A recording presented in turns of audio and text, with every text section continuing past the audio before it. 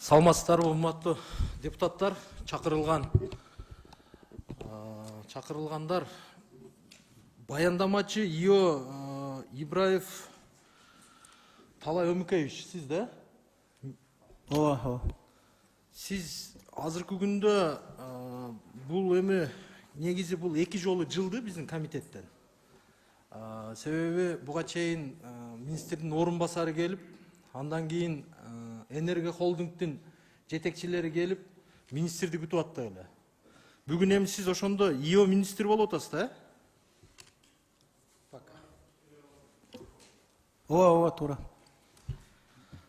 Бул маселе боюнча мен өзүм жеке пикирим туура эле баарысын окуп чыктык. Менде бул маселе боюнча көп деле суроо жок. Мен башка 1-2 нерсени тактаганча кетейин. Талай Өмүкеевич, сиз ИО министр болуп келгенге чейин сиз кайда жүрдүңүз? Сиз мурда орун басар белеңиз? Ооба, мен мурда орун басары болчумун. 15 июндан баштап мен жумушта иштеген жокмун. Азыр 3 күн болду. 3 күндөн бери ИО министрдин милдетин аткарып атам. Сиз онда сырттан келип эле орун басар болуп милдетин аткарып калыптырсыз да? Жок, сырттан келем. Мен бу энергетика системасында келип жүрөбүз. Убактылуу 2-3 ай иштеген жокмун. Андан кийин мына 14-тү 15-нен баштап, 16-сынан баштап ошо ишти аткарып атам да. Бул эми энергетика министрлигинде эч бир азыркы күндө мындай чоң чуу жараткан иштер көп болуп атат да. Себеби көрүп атпайсызбы?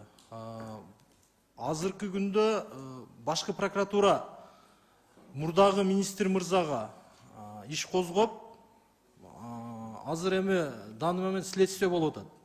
Ошонун негизинде ал эми жумуштан, президенттин чечими менен жумуштан кетти. Бирок азыркы күндө ал киши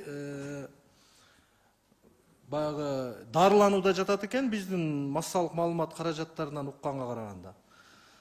Сиздердин мынау жаңы келген сиз ИО катары, мурда иштеп аткан катары кандай бул азыр жумуш болуп атабы сиздерде? Кечээ күнү мисалы замдарыңыздар зам министрлер дагы келбей калды. Энергетика министрлигинде кандай болуп атат? Себеби жалпы кыргыз эли азыр күтүп атат.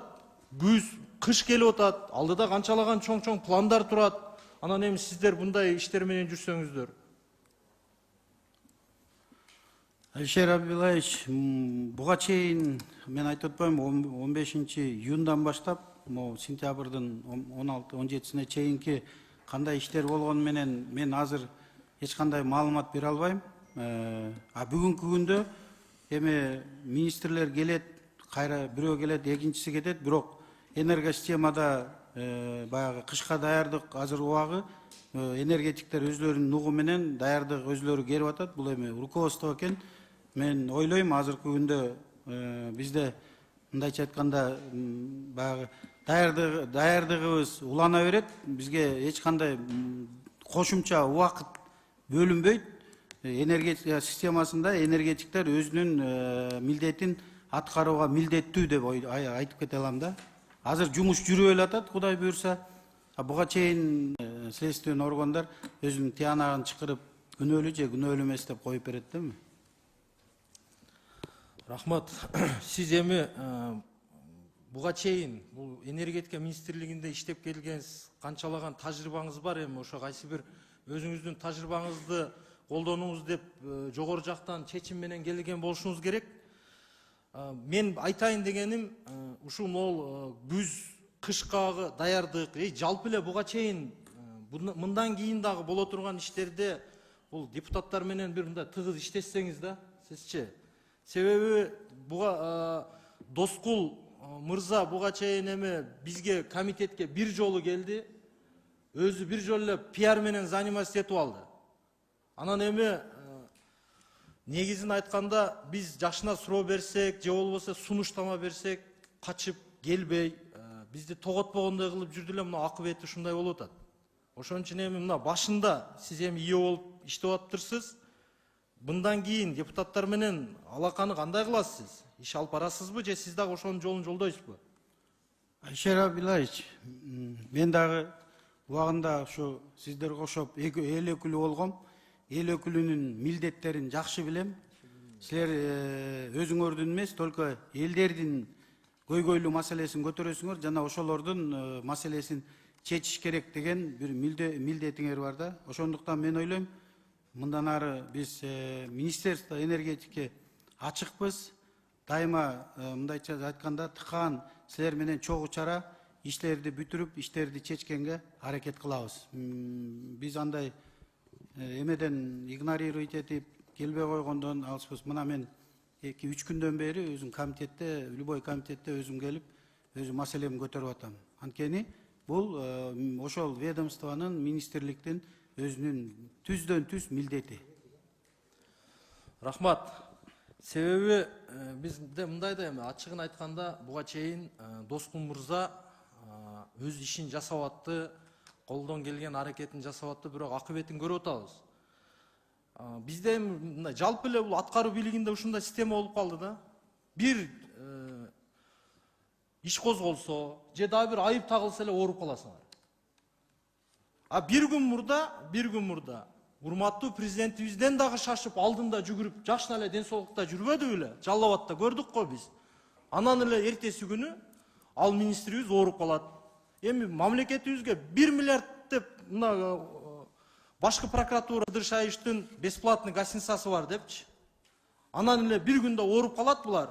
Анан ошо менен бул башка бир айла менен өтүп кете турган бир системага айланып калды да. Ошого дагы бир чечимге дагы бир киргизип коебуз, урматтуу төрага.